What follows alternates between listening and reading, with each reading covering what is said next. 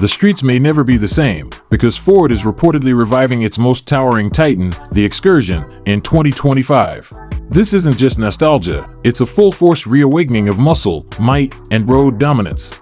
Once the heavyweight champ of the SUV world, the Excursion is rumored to make a thunderous re-entry that challenges every notion of what big really means. This isn't your average SUV.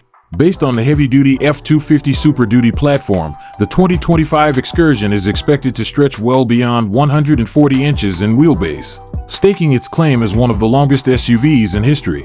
Boldness is in every detail, from its massive, assertive grille to its aggressive lighting and chiseled bodywork that blends grit with grace. Wherever it rolls, it makes a statement, loud and clear. Step inside, and you're not just entering a vehicle, you're entering a lounge on wheels. Reports hint at a spacious 3-row layout that can comfortably seat 8 full-grown adults. Road trip fatigue?